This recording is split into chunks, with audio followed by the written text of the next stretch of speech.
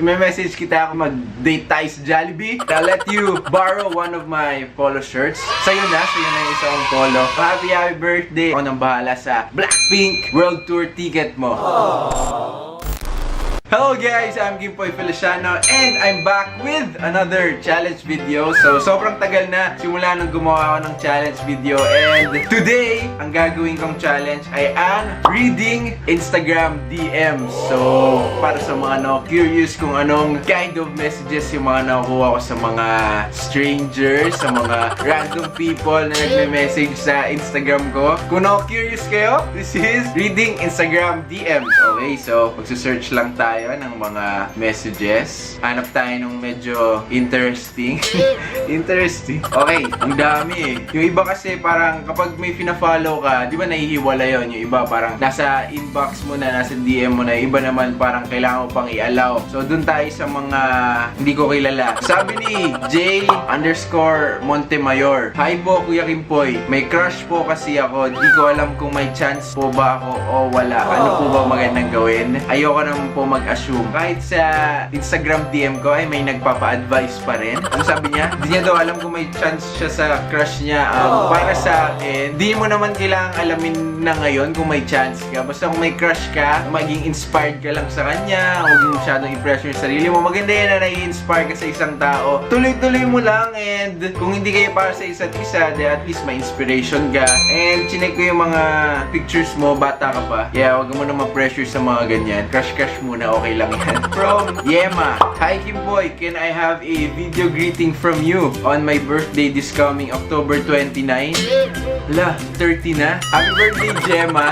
I'm your avid subscriber and follower. I hope you will grant my wish to make my silver years birthday celebration more happy. Keep inspiring people by being a good influencer. PS, aasa po talaga ako na may video greeting ako coming from you on my birthday. I hope this time worth it na yung pag-asa ko sa isang tao. Love you, Kimpoy. By the way, my name is Gemma and it's my 25th birthday on November 29. I hope mabasa mo to. Hi Gemma, happy 25th birthday. Pasensya ka na, late ng isang araw itong greeting mo. Pero at least ayan, nasa vlog na. Happy birthday and I hope you enjoyed your day. And ito naman, from Dia Ferraris. Di ko alam bakit ito na bit-bit ko para sa creative shot. Hahaha, wala na kasing kape sa 7-Eleven. Okay, so sinend niya yung picture nung sa graduation na creative shot niya. Picture namin dalawa ang dinala niya. So, if ever magkaroon ka na ng asawa in the future and kids in the future, paki-explain na lang na kung sino yung lalaki na kasama mo sa graduation photo mo. Sige. From Jerome Gramos, "Hi po, magandang araw. Tanong ko lang po if saan nyo po nabibili ang polo na to and if available po ito dito sa Cebu. Thank you." I think nabili ko to sa SM yata, sa SM department store. Hindi ko alam kung available pa sa Cebu kasi medyo matagal ko na rin siya nabili. So check mo na lang sa SM department store kasi marami naman silang mga magagandang polo doon. From Ella Maurice, "Send this to everyone who made you smile in 2018. Nice. Promise, pati sa 2019, 2020, 2021, 2022, at sa mga susunod pang mga taon, kasama ka pa rin." Thanks naman. Thanks, Ella. If I can send this to you, I'll send it to you then. Thank you for making me smile this 2018. Para sa inyo lahat, I'm sending this to you. Maraming salamat for making me smile this 2018. Thanks. From J.R. Du, "Hi Sir Kimboy, nakita kita sa may gilid ng Trinoma, naglalakad. Nasa loob ako ng UV. It's nice to see you po." Okay, may nakakita doon sa akin, naglalakad sa gilid ng Trinoma. Sayang, hindi kita nakita. Nice to see you din sana. Hopefully next time wala ka na sa UV para makapag-hello ka. Hope to see you soon. From Philippines, "Finally saw you in person. You are about to enter landmark. Haha." Okay, so I think dalawa ang nakakita sa akin. Naglalakad ako sa gilid ng Trinoma, isa naman pasok ako ng landmark. Okay, pinapaalam lang nila na nakita nila ako. Sobrang gala. Ito naman, from CYRN KTBRNB.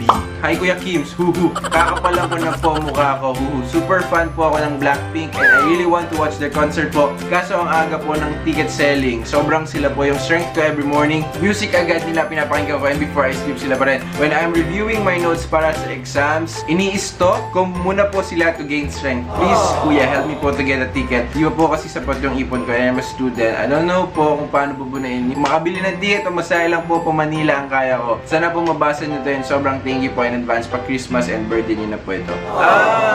Wait lang. Okay, so chinek ko yung ticket prices ng 2019 World Tour ng Blackpink in Manila and it's 2,650 for general ad.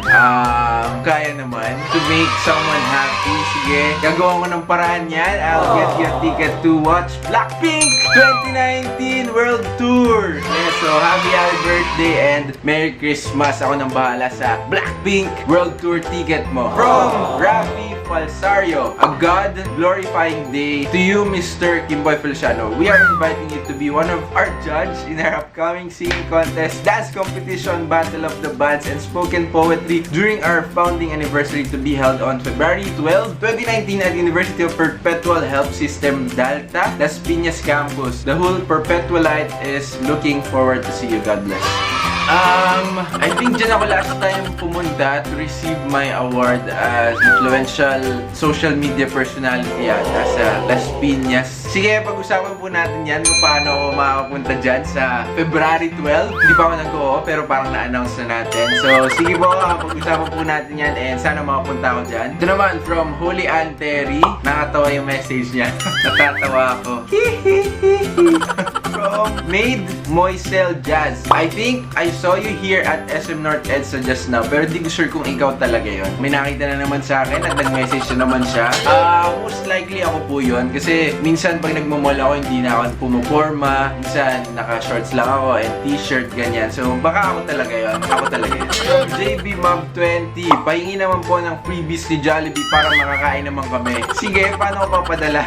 Lilibre kita ng meal sa Jollibee. Ayan, sige. May message kita mag-date tayo sa Jollibee. Ito naman, from Jenny Javier. I'm sad a while ago, but watching your vlogs makes me so happy. Grabe, tawa lang ako ng tawa. Just keep doing what you love. Please don't stop inspiring other people. Sana one day ma-meet na kita. God bless always, Kimboy. Next, Jenny Javier. Thank you so much. God bless you din and I hope to see you soon din. Sobrang bait mo naman. I hope na mapasaya pa kita sa mga susunod kong videos. From John Ray Kabatbat. Kuya Kimboy, sobrang idol po kita. Sobrang galing niyo po sa mga vlogs niyo. Sana po mapansin niyo po. Buti po yung kaklase ko napapansin niyo. Hi John Ray. Hindi na nakaklase mo yung napapansin ko. Salamat po kasi napapatawad niyo po kahit na maraming ginagawa sa school. Ingat ka po palagi. Saka sana po pala maging kaya na ni Angel. John Ray, pagbutihan mo sa pag-aaral mo. Yung last wish mo na sana maging kami ni Angel ay sige, tingnan natin. Pagdasal natin yan. Keep praying. Keep praying. From _ si Shen. Kuya Kimboy, wala po ba kayong pang-camera giveaways dyan? Please. Camera giveaway? Wala pa akong budget sa mga camera giveaway. Siguro pag mga nakaluwag-luwag na tayo, sige. Babalitaan kita pag meron akong camera giveaway at sana ikaw ang manalo. Sana soon. From si Wariel. Kimboy, bakit wala ka po sa CSID ng GMA? CSID? Ano CSID? Christmas Station ID ba yun? CSID ng GMA. Hope mag-sign ka na ng contract with GMA. Wala po ako sa Christmas Station ID ng GMA because hindi naman ako GMA artist. Wala rin akong show at the moment sa GMA. Except for Barangay 143 yung anime. Wala akong current teleserye sa GMA. Pero, abangan nyo. Basta. From Aguiledo. I thank God because I have known you. Even though you don't know me, I thank you for being one of the reasons why I built my self-confidence. I was once a shy type of girl, but because of you, I've learned how to express my feelings, not minding what other people might say towards me. I've also learned from your motivational tweets to not take everything for granted. I just want you to know that you are one of the reasons why I became our class rank 1. Nax, congratulations. You inspire me more than you could ever imagine. imagine. I don't know why I did this, but all I know is that I want you to know how happy I am being your fan. Yes, you're not as famous as Daniel Padilla, but you have your own quality that makes you more handsome and unique than any other guy I know. You may not know me personally, but you are always in my heart and in my mind. Sobrang sweet. Hi Aguiledo, thank you so much. Happy ako na nai-inspire kita, and yun, wow, speechless. Nakakatuwa lang na kahit pa paano meron akong mga napapasaya, may mga nai-inspire ako. And I'm very blessed to have you, to have all of you na nandiyan kayo. You inspire me din. And yun, maraming salamat sa lahat, and I really appreciate the message na talagang you took time para sabihin sa akin yung nararamdaman mo, and I really appreciate it. Maraming salamat. From Will Zero, Idol, anong camera gamit mo? Ang gamit ko ay ang Fujifilm X-T100. Bago ko lang siyang nabili. Sobrang ganda and the best vlogging camera out there. So if you're planning to buy a vlogging camera, get the Fujifilm X-T100. Sobrang maganda. Very user-friendly. From I Am Lodens. Kuya Kimboy, gawa ko po yan. Idol po kita. Sana po manotice nyo po ito. Wow! So ayan, ginawa niya to. Sobrang ganda. Thank you so much, Lodens. Mukha akong Japanese character.